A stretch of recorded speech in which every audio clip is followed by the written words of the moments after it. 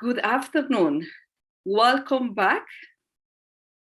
It is a Friday, May 28, 2021. And who will believe this? We have been here for almost a month. We have started Happening Multicultural on May 4th, and it has been such a beautiful journey with all of you. And as we get closer to ending Happening Multicultural 2021, and now we are into the multi-arts component and panels, we believe it is extremely important that we also create a space to explore concepts of collaboration, as well as how can other artists in our communities access resources to be able to fulfill their dreams, to continue with their projects and do what they love, which is their art. My name is Paola Gomez, and I am Muse Arts Program Director and Happening Multicultural Festival Program Director as well. And I welcome you for this to this conversation. But before I move into today's topic, public art and collaboration, I would like to take a moment to acknowledge the territory. As someone who has been welcome into these communities, I consider it's extremely important that we take a moment to recognize the space that we take, both physically and mentally. And in that process, it is so important to recognize the history of the spaces, both the history of the land and the areas where we live. In my case, I am currently located in Toronto, and this is the indigenous traditional territory of the Huron-Wendat, the Haudenosaunee, and most recently, the Mississaugas of the Credit. I also want to pay respect to all the First Nations, Inuit and Métis people, for all the work and stewardship of this land. I would like to take a moment as well to honor all the living creatures in Mother Earth for all the resources that we take and we use to be able to live. And I would like to invite all of us to make sure we join forces to protect both land and water. As we continue, I need to take a moment as well to acknowledge the generous contributions of Canada Council for the Arts and Factor Canada in making possible for us to be able to bring this festival into reality. We are grateful that organizations such as Canada Council for the Arts and Factor Canada believe in the vision that we have, as this Happening Multicultural Festival is the first and only festival fully created by community artists that have experience of relocation. That is, we are refugees, newcomers, and immigrants. I am extremely proud to say that this entire month of events, where we have had over 85 artists involved, is fully curated by artists with relocation experience. It is fully produced by artists that are newcomers to Canada as well. This is a testament of the knowledge, the skills, the talents that we bring with us when we come into our new homes. In my case, Toronto. And I know that for many of you, there are other many places you call home. I want to remind you that this event is being live streamed to Facebook, and that later on will be uploaded into our YouTube channel. We hope you enjoyed this conversation. And without any further ado, I want to give you a little bit of what we are doing today. As I mentioned before, this is a conversation on the topic of the future of public art and collaboration, funding opportunities for artists. And it is my pleasure to welcome into the screen, into this space that we're taking, two officers of the Canada Council for the Arts, Sue Ellen Gerritsen and Matt, I'm sorry, I'm going to mispronounce your last name, so I'm not going to do it. And I will invite you to also come into the screen, as you will do a better job introducing your last name. My apologies for that. It's Tiffin. Tiffin, thank you very much. You got it. I'm always very proud of my beautiful accent, because as you will recognize, I speak 2 languages. It's something I feel proud, but I have to admit that sometimes I have such a hard time with pronunciation of names and last names. And so I appreciate your candor and allow me to even openly express that those are the type of challenges that one may experience, and that is still my contributions into the space are valid and worth it. So thank you very much for that. Well, I want to thank you for being here. I really appreciate that, and we all at Happening Multicultural are very, very grateful for your presence. We had another guest speaker invited for today, as you saw in our communications. However, very unfortunately, she had to cancel at the last moment due to unforeseeable circumstances, and we are here with you both, very grateful that you accepted to be here. And we think that this conversation is going to be extremely powerful, because you bring information that is connected to a very important funding agency that could support the artists that we work with, and artists in general in our communities. And so now I'm going to stop talking, because as you notice, I like to talk. But so right now I'm going to give the space to Sue Ellen first to share with us a little bit about you, Sue Ellen, and also about the work that you do at Canada Council. Oh, good afternoon, everyone. And it's a pleasure to be here. I'm very grateful to be a part of this, and I hope I can be of some help and assistance in a better understanding of the Canada Council for the Arts and its programs and what it can do for you. I work primarily in a program called Explore and Create. And the art forms that I interact with, as in the artists and arts organizations and groups, are often doing artwork that involves circus, community practices, and hybrid or mixed art forms, which often include art forms that come from other countries that may not be Eurocentric, in the sense that they don't fit theater or visual arts or something very specific in that way. So any of the art forms that are sort of a mixed art form are what I am involved with, as well as the circus. And I have been at the Canada Council for the Arts for about 15 years now. Je peux aussi vous engager en français. I can work in French with you. And I'm originally Dutch. So my parents are immigrants. So I am a first generation. I understand very well what it's like to find new homes and make new connections. And I'm happy to do what I can with you today. So Ellen, thank you so much for your time and for sharing with us a little bit of what you do. I really appreciate the fact that you explain that there may be some art forms and some projects that may not fit a specific thing that says there in the Canada Council, that actually there is still opportunity to explore possibilities for collaboration and for funding with the Canada Council for the Arts. Mm-hmm. That is really important for our communities to know.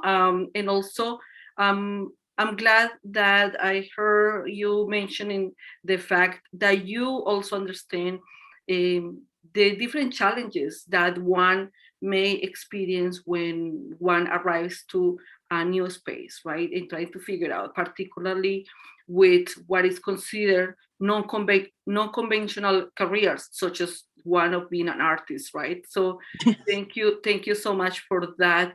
And I would like to give the space to Matt Tiffin, you see. And with Matt, thank you so much again. And it will be the same for you. Tell us a little bit about you and what do you do at Canada Council for the Arts? Thank you, Paola.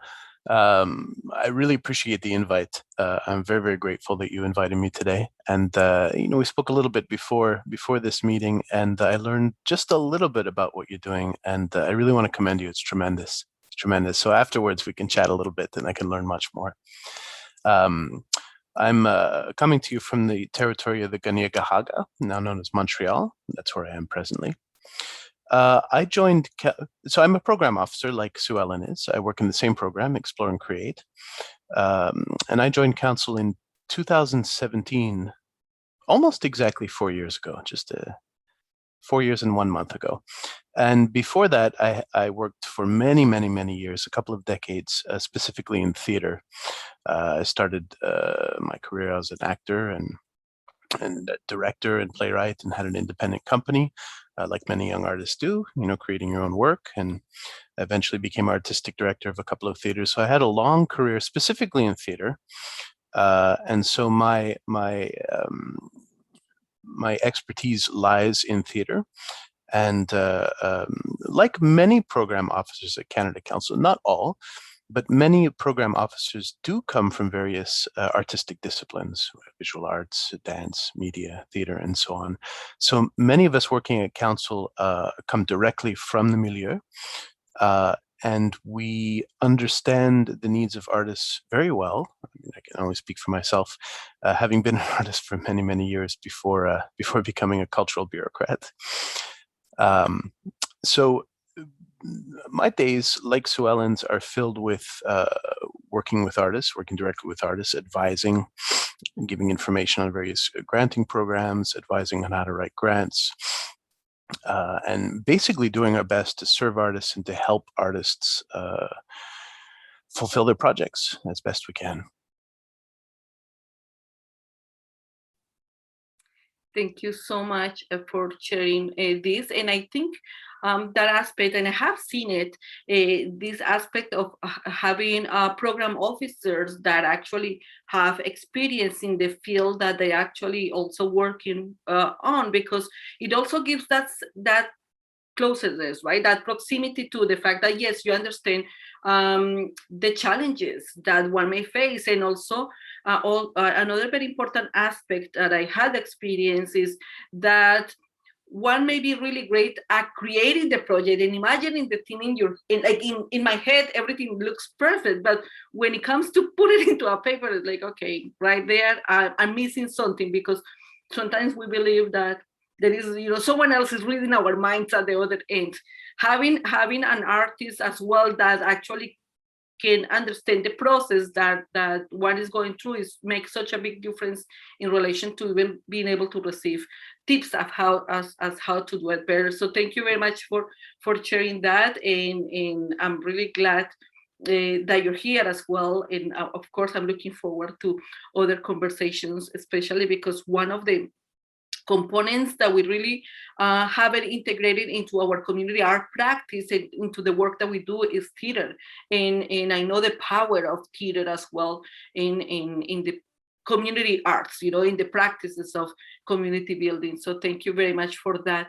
I would like to invite for both of you, Sue Ellen and you, to stay on the screen and let's have a conversation about the opportunities for collaboration. And sometimes the collaboration I have received from Canada Council not necessarily has to do with receiving money. Sometimes it's even receiving tips or ideas of who I need to connect with in order to make a project better or more interesting. And so I would like to explore that concept with you. What are the opportunities for collaboration in relation to the work that you do in the specific programs that you do, either with the Canada Council or you as officers, as connectors, because that's something else that I have experienced in, is the fact that you work with so many artists that you are you are a well of knowledge just there. You're a walking book with all this information. So I would like to definitely ask that questioning and further explore that concept with you. Whoever wants to start first. Sure. Mhm. Well, I'll jump in. And one of the reasons I'm very happy my colleague Matt is here as well is to help the community listening understand that officers, though we may work in particular areas, we're very happy to take calls or messages that, now that you've met us, that may or may not be things we have answers to. We're more than happy to delegate or share it with colleagues who would be better positioned to assist you in terms of where your project might go, and perhaps other related subjects to do with the country more broadly, like coast to coast to coast, because that's probably something very important to keep in mind, that in terms of the audiences, artists and those that work in the arts and consume it, for the Canada Council for the Arts, it's a national perspective, or coast to coast to coast, whereas in Ontario, for instance, it's the Ontario Arts Council, which is, province, and then there's the Toronto Arts Council. So that's a distinction that is important to remember, and we're very much there, and Matthew can, I'm sure, speak to that as well, to assist you in redirecting at any time, to do, as Paula was saying, act as a bit of a encyclopedia facilitator. I'm sure the actor can offer some information to do with that as well, Matt. Thank you, Sue Ellen. I've never been called an encyclopedia before. I kind of like it. I think I like it. It is true what you said, Paula. I've only been in council 4 years, but every day, well, I was going to say in the office, but we're not in the office right now. We're working remotely like many people are. I'm amazed at how much I learn from the artists I work with. And from time to time, I take a step back and I realize, my goodness, I'm in a really privileged position, because over time you learn, you meet so many artists, you learn about so much work that's going on, and you do gain a very strong national overview of what's going on everywhere, and who's doing what, and where people are, and how things fit together, and where there may be areas of focus we need to look at. It's a really privileged position, and I hadn't really considered that until you called me an encyclopedia. But I do think, I don't know if it's 100% accurate, but I do think of myself and the relationship I have with artists, or my role as a program officer, apart from the functionary role, apart from the efficiencies in the work that I take care of, I do consider it a relational role, meaning the relationships that I had before I started at council that have only expanded, and the relationships with artists and organizations that I've built the past few years are extremely beneficial to me, and I think they're reciprocal. I see it really as a relational role, so I'm able to listen, to understand, to advise as best I can, based on my knowledge and expertise and practice. But this relationship building over time, I think, is crucial, so that artists feel, and I only speak for myself, but I've heard from so many artists, that the relationship with the program officer is really important. There's relationship of trust, and we do our very best to help and to advise and to guide, and to solve problems when we can, and so on. But it's reciprocal, because we also learn from the artists. We learn what the relationship is beneficial to artists, and relationship is beneficial for me too, because I learn, they learn, and things are able to grow and evolve that way. So I feel immensely privileged. That makes so much sense. And while you were mentioning that, there were pieces that resonated so much with me, particularly because that relational is so important, as it breaks a barrier, the barrier that is created through the fact that it's the Canada Council for the Arts, like, oh, this big organization that if you just read the name, it's like, okay, it's too big. I'm not prepared yet. Like I'm gonna just wait a little bit because I'm afraid of rejection. Or it could be the language. Like, no. And I remember when I first applied, it took me so long to make an application because I was like, you know what? I don't want to call. I know that everybody's encouraged to call, but I know that one of the challenges I have is to speak over the phone, or I had more before, is speak over the phone because it gets a little bit more difficult. And then I don't like to be asked, what are you saying? Like all these things that I had already happened are kind of preventing me from making that call. And so I know as much as, yes, you can call, it's like, okay, that is kind of a limitation there because is the confidence, right? So it's not there to that point yet. But when you are able to relate to the other, relate to the officer. Oh, by the way, you have that name, like officer is like, officer can mean so many things for a person, right? Yes, exactly. Like officer, well, maybe I'm not gonna call them because it's a position of authority. But anyway, so just another tip here.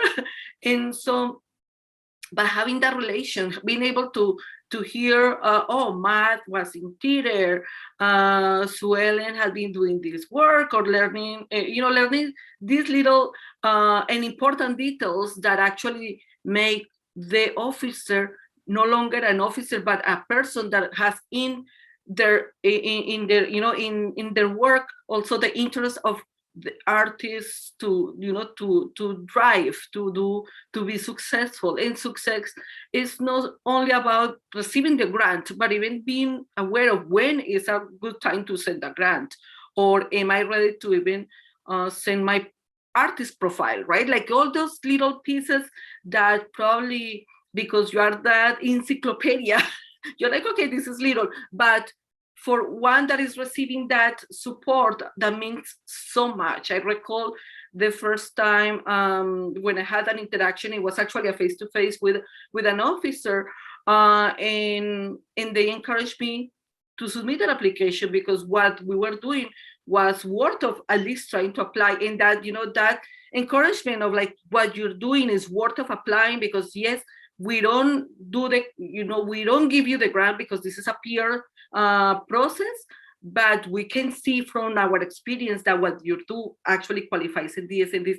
And I remember that day I felt like, oh, validation, the same way you validate the process in the document, is like, oh, this validation. And it is important because there is a lot of work that happens in the ground. So I really appreciate those reference to the fact that there is a genuine interest in connecting directly with the artist.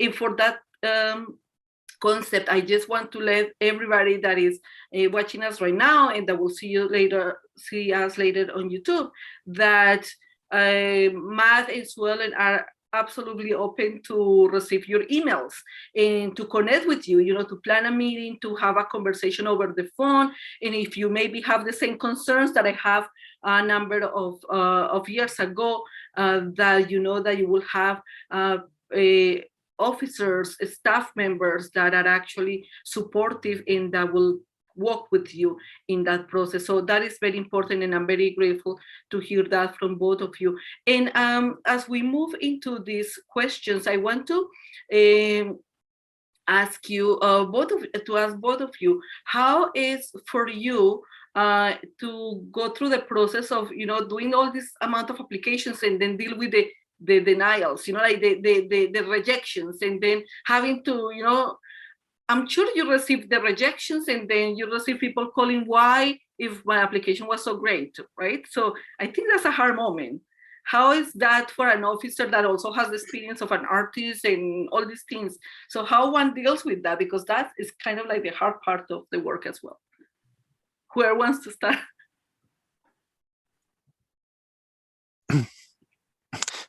That's a really good point you raised.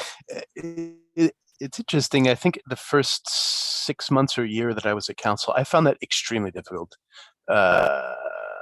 I was very sensitized to it because, having been an artist for so many years before joining council, I was used to mostly rejection, of course.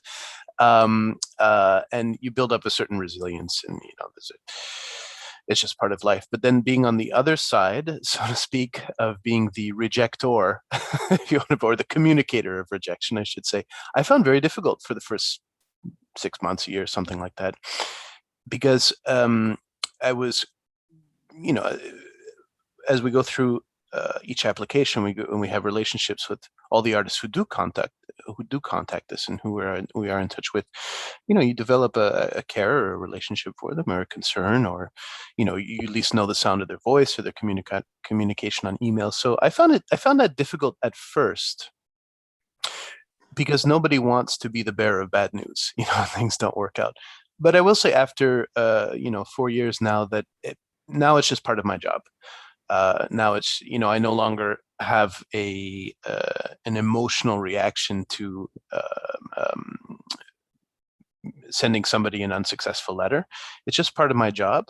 But what has switched for me in the past couple of years is sort of the emotional reaction of having to send such a letter is no longer there, but I'm in problem solving mode. So I'm able to think, okay, how can I advise this person? What approach could they take next time to make a more successful application? Or what can I advise them? Or how can I help them?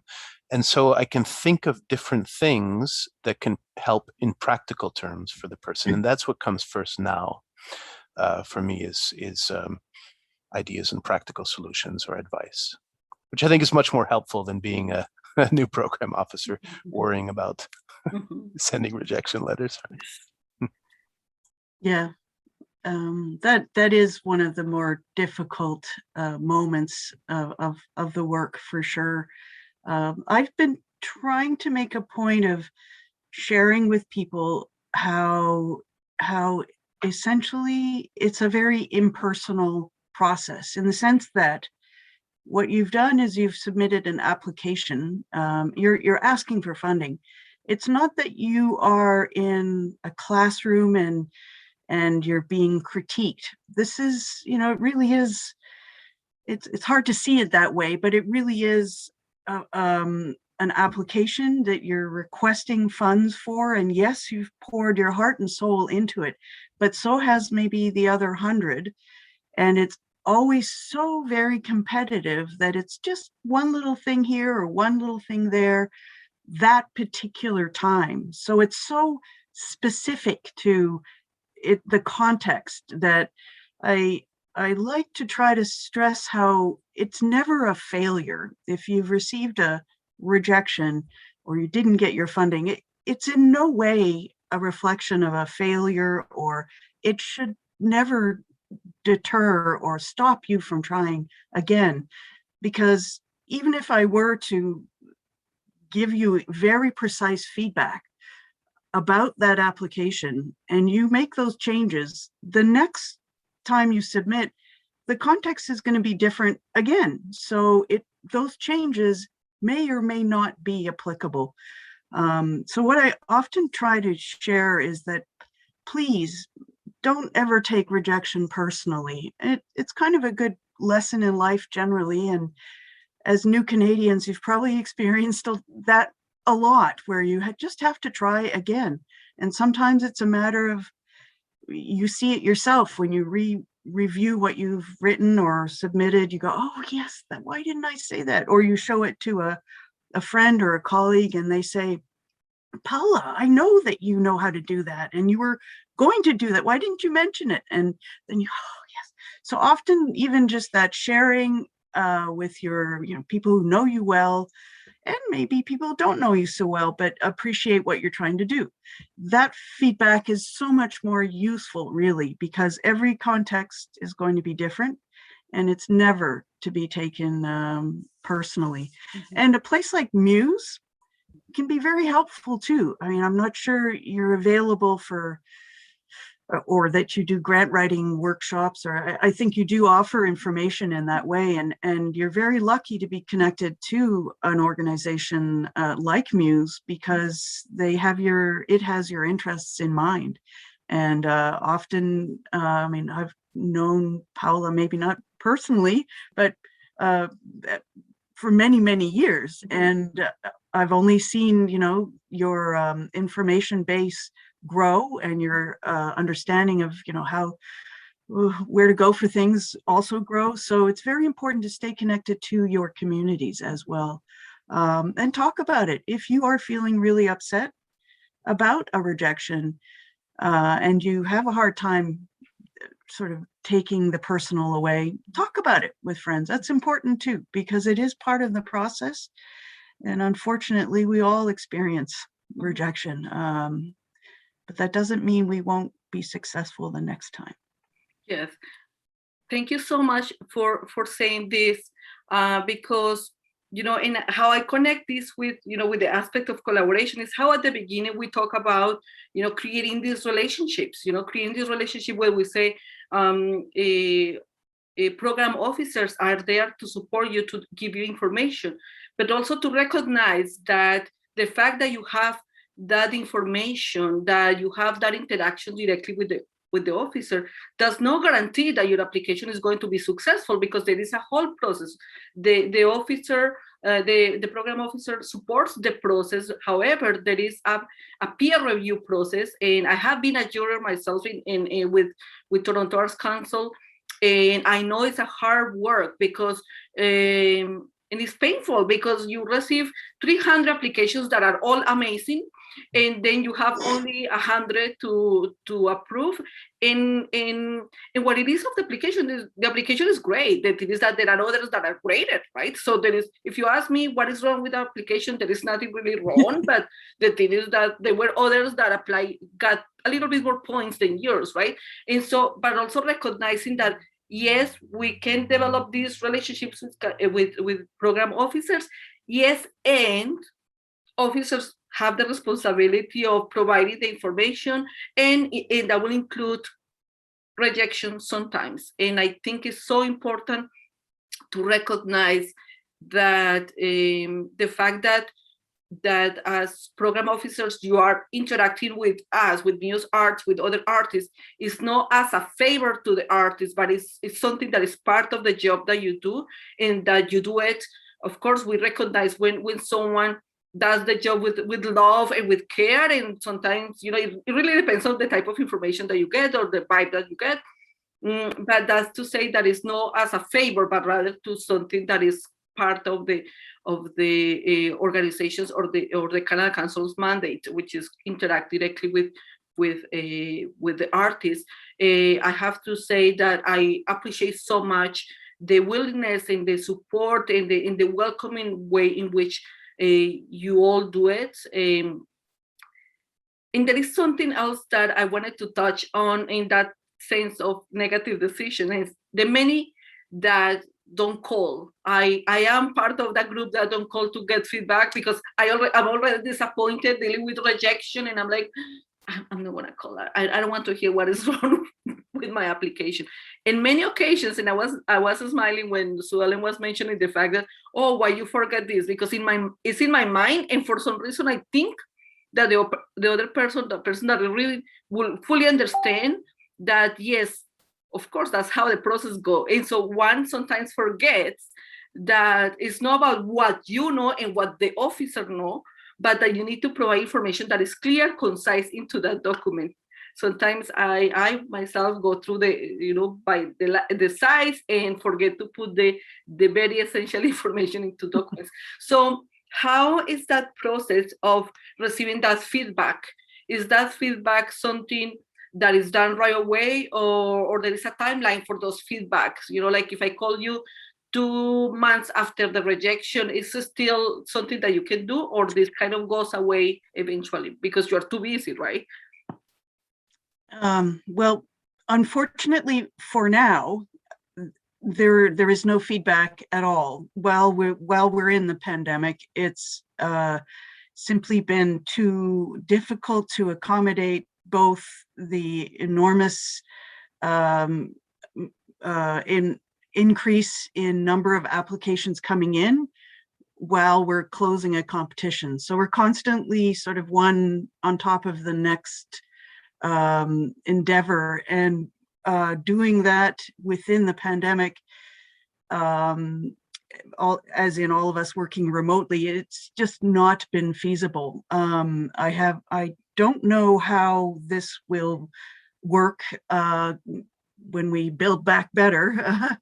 But for now, feedback is unfortunately not part of the process.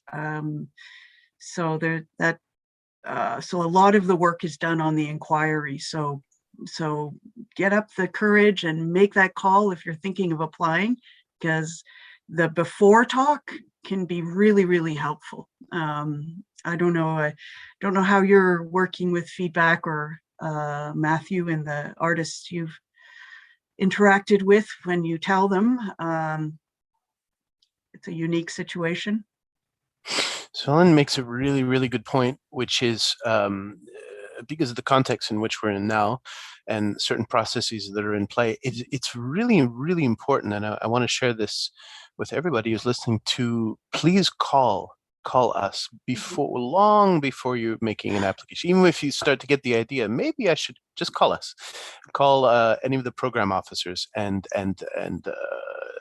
talk to us and ask questions, to be proactive, to be forward thinking, and to call and communicate. It's extremely important to communicate proactively rather than retroactively to start. And you said something, Paula, a couple of times off the top, and then just a few minutes ago, referencing perhaps the perception that people may have. I certainly had it, of Canada Council. You see it on the screen on your computer. It's a Crown Corporation's government, and there's all this, it's very official. And if you come to Ottawa, you'd see a building, and it's a glass building, and so on. Fancy, I get it. I get it. And there can perhaps be an intimidation, or people are unsure, or I completely understand that. And that is, especially on the website, there can be a barrier. It's an official website and so on. And it's all important. The information is important, and the structure is important. But on the other side of the screen these days, or inside the building, or on the other side of the telephone, are human beings like Swell and me and all of our colleagues. And we want to hear from artists. We want to communicate from artists. That's what we do all day long. And it's important for us to get to know you. So please call us or email us or communicate in some way. Proactively is better. And for many people, this will be a longer term dialogue and longer term relationship, because there are only so many program officers, so you'll keep coming back to many of the same people over and over again. But I do want to just encourage people not to be overly intimidated by website or thinking government institution and all of that. That's all true. That's all the structure, of course. But on the other side are people, are human beings who want to hear from you. We want to help. That's our job. And we're very happy to talk to you and to help in any way. Thank you so much for saying that. And I want to say hello to Ana Gabriela, who actually comment on the live stream when Matt was making reference to the feeling of intimidation that giving, what it is perceived like to this big structure. And so she said, yes, I feel that way. So I think it was so great that you offered this piece, as well as indication of, like behind a reminder to us that behind that structure there are human beings, there are concerned staff that are actually interested in the well-being and in the growth of all these beautiful artistic practices. And so that is extremely important as well. And so what we did here is that we talk about the importance of connecting. We talk about the potential for collaboration, particularly because you already have all this information, and sometimes you can become disconnectors. But we also talk about the realities of what a grant is, and it's a process that sometimes you will be successful and sometimes you will receive a rejection. It's just part of the process. How can an artist, and what should an artist be looking for to present an application that could have a good opportunity in the Canada Council, giving all the different structures and programs, because there are so many programs, and I have to say that sometimes even that is confusing. It's like create from concept to realization, concept, and then you can only do 2 of these and 3 of these, and by the third point I'm like, okay, wait a second, what is it that I can do? So what could be a good, I know that communicating directly with the officer is one, and is crucial, but other elements that you think one that has never applied before should also take into consideration?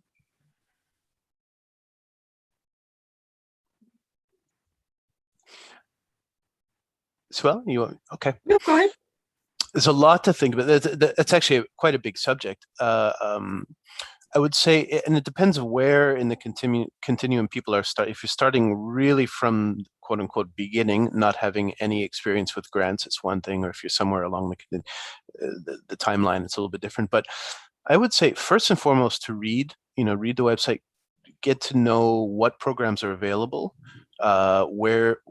where you likely will want to look, just to get to read the information first, and spend some time on the website, for example.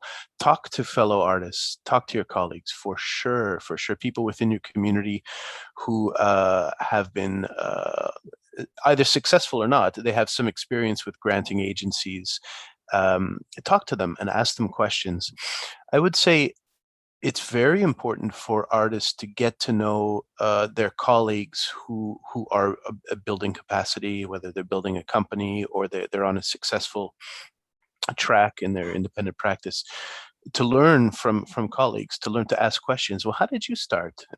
And how did you get your first grant? And what happened? And who did you have to meet? To really ask questions, be engaged, and not to hide or not to feel invisible, or not to think of being unworthy or any intimidation like that. I know this from my own life. I was a very, very shy child and so on, but it's helpful to step out and to ask questions and to seek and to, read and learn. And, if you don't understand something, find the answer. So to be proactive in general, I would say in the beginning is very, very important, and to build those connections and to build those networks and to go to functions and to volunteer with different nonprofit companies and so on, to really build your resources and your networks. I just want to acknowledge Matt, and thank you for making reference to this very important point. Sometimes, particularly as we arrived, whether we arrived as immigrants or as refugees, we carry our own luggage, and that luggage may be filled with, experiences in which we have felt not worth it. We come with different traumas. So we bring our artistic practice, and we also bring all these other feelings and emotions and experiences that make us believe or think that those spaces are not for us. So thank you for making reference to that, and recognize and acknowledge that this also are part of the lives of artists, because sometimes we tend to romanticize the idea of artists change the world and wonderful, but we also remove the human, the precarity in which one can be working and living, which also creates so taxing and could actually influence our ability to access these spaces, whether because we cannot do it directly or because emotionally we're not prepared to do it. So I really appreciate that you make reference to this, because this is one of the aspects that we see the most at Muse Arts.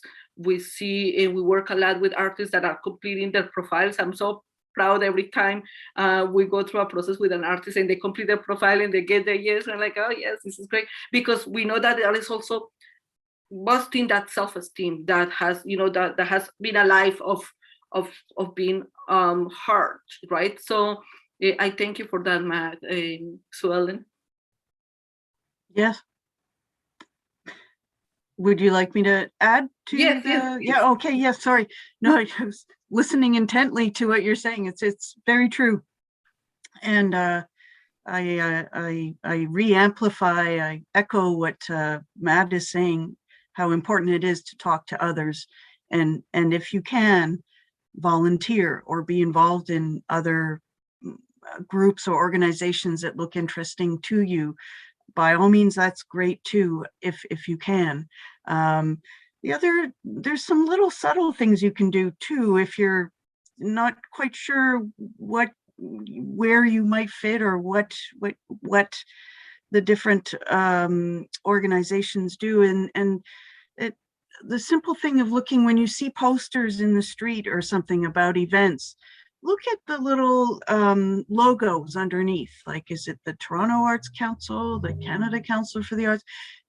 For events and things you go to, just to pay attention a little bit to who's supporting those things, because that also gives you an idea of the incredible range of things that happen. Like with Muse, you'd see the Canada Council for the Arts logo there somewhere. Oh, so that means, they and they. So you'll see just in your day-to-day life, when you're maybe not thinking about your grants and stuff or what you can do, just notice where those little logos appear, because that will help you understand a little more of the environments you're sort of living within, and who and what is supporting the existence of those things. Because in time you'll recognize your own place more and more within those, and that's something you can do without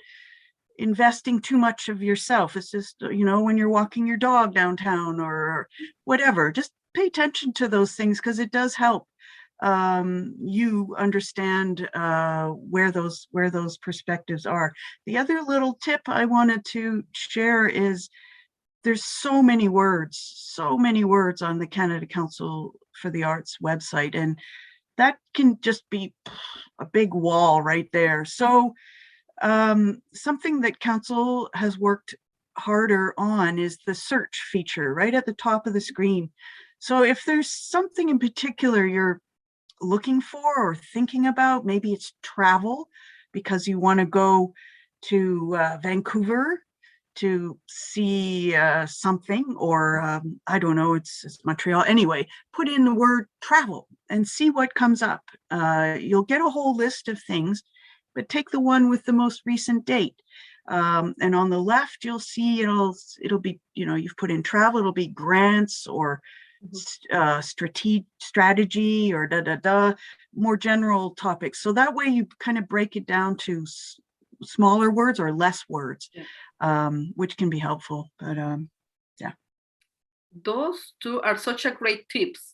I really, the go and look for the logos thing resonated so much, because I think the other aspect there is you see yourself represented. Like, this is a way in which we actually talk to the artists that come to us and seek information or support. And it's like, if we were able to do it, you will be able to do it. That's for sure. And so I think the fact that those logos are there is an invitation as well to say, yes, you could do it as well. And I definitely agree with the fact that the website could be overwhelming because there is so much information. That tip of put that word and then you will see kind of a categories in which those words are used, I think is brilliant. So thank you very much for sharing that. It is incredible. I don't know how it is for you, but for me right now, can you believe we are about to end this conversation? Like, time really flies. And it is like, wow. I have enjoyed this conversation very much, particularly because you are bringing the personal, the community, you're bringing the professional, and that is powerful. That's what we want to create at Muse, but at the Happening, because Happening for us is a community. So we think that as communities, we can be these individuals, these humans that are humans with knowledge, experience, and with realities, the realities of the things that sometimes are painful and sometimes are joyful. So being able to recognize ourselves in that spectrum is amazing. And in the same way, I make reference to the fact that when we see those logos, we recognize ourselves.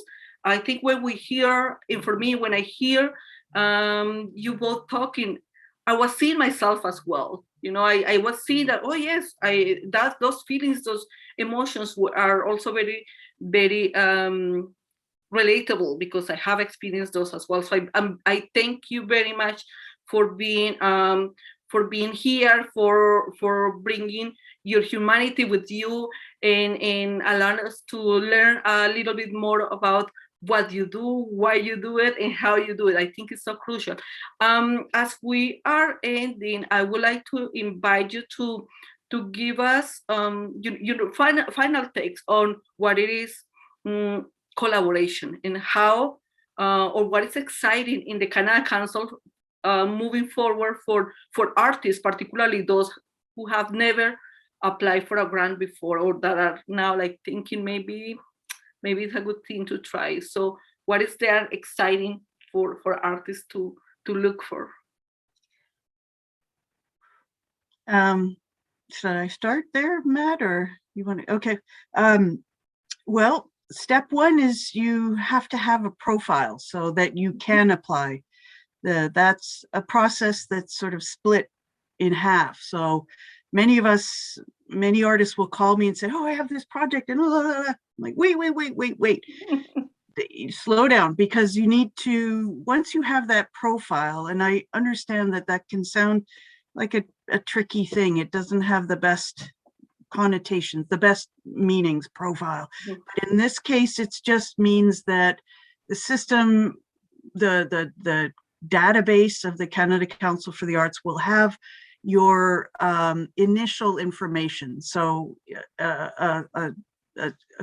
resume that will show where you've exhibited, and if it's a group, it will be a description of the group and maybe the resumes of the people involved in the group. I often use the example of, like, there's Vivaldi is the profile, and Vivaldi has a project called Four Seasons. So, but I have to tell Vivaldi, get your Vivaldi profile first, then you can apply for your Four Seasons project.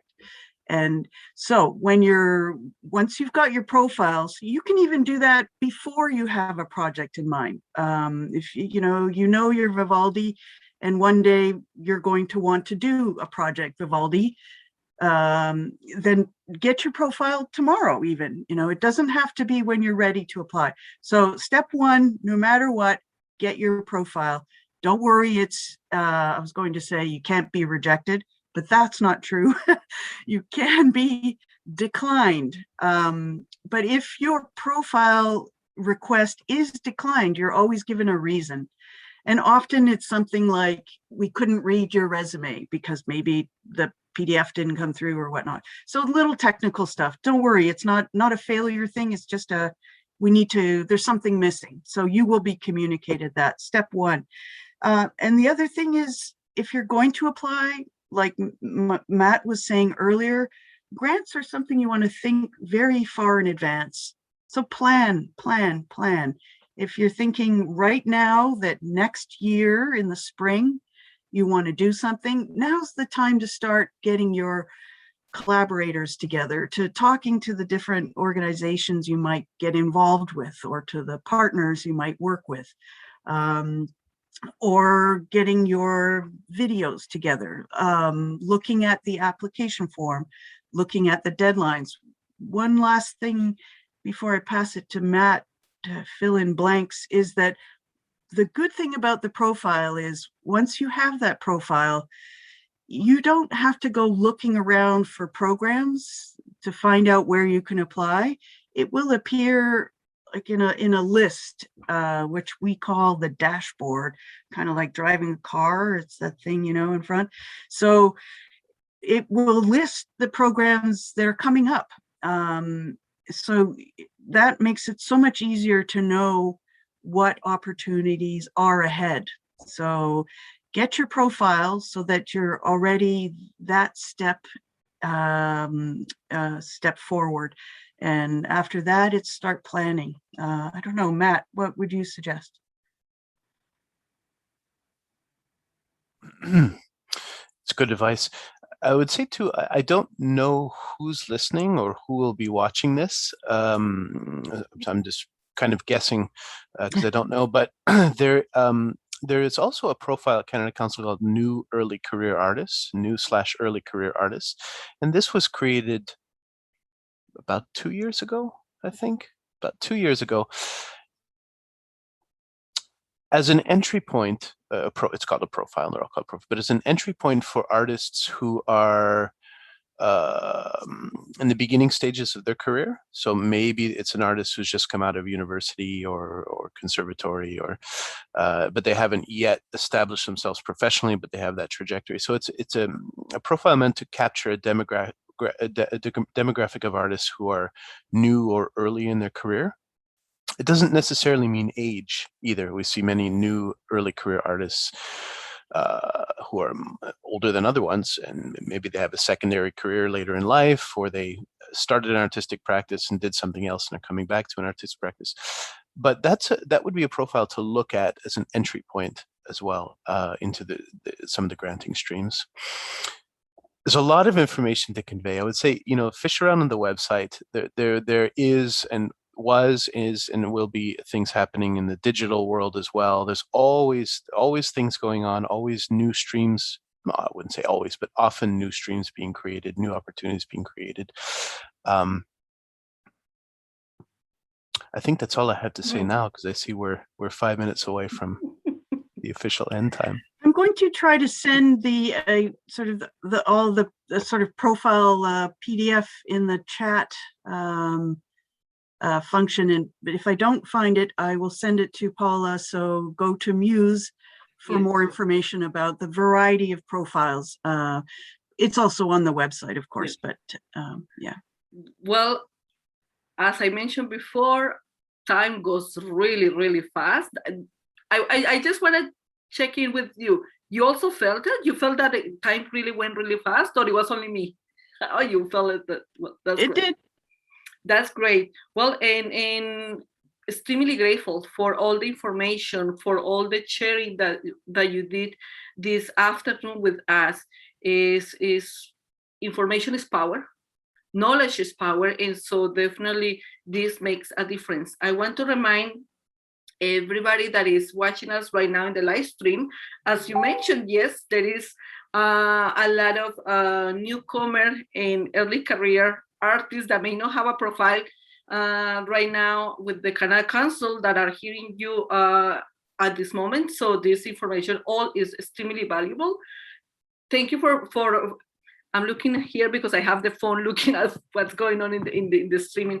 But so thank you very much to everybody that was watching us, that were part of this conversation, and we hope that you had also received the generosity of both Suellen and Matt for this afternoon, and that you also felt encouraged to explore further, to be curious about the opportunities that Canada Council will have for you in terms of your career. And something else to say, sometimes it's not only about a project, but also a career development, right? So there is many, many options to explore. And the great part is that we have the opportunity to access those informations, to have access to that knowledge and that expertise. Suellen, Matt, thank you very much for your contributions this afternoon. Thank you for supporting the festival. Thank you for being such a great communicators of the message of the Canada Council for the Arts, with whom I have to say I have had such a positive experience in relation to the many engagements that we had throughout the past 6 years, probably a little bit more.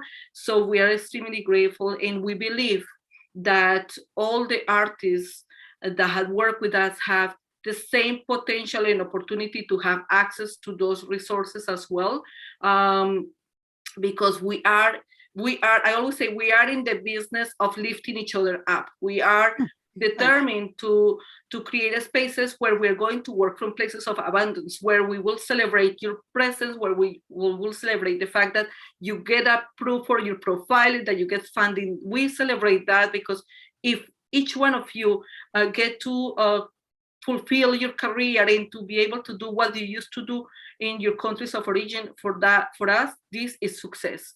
And we feel extremely proud to be able to create a space to have these conversations and to celebrate you, each one of you, as artists, as creators, as culture makers as well. So very grateful. We hope you have a great rest of the evening. Remember, tonight we have Power of Movement dance night and dance and performance night. So we will see you at 7 for such a wonderful program that these wonderful artists had prepared for us. Thank you so much again, and we hope to see you soon. Take care. Thank you so much, Paula. Take care, everybody. Thank you very much. Thank you.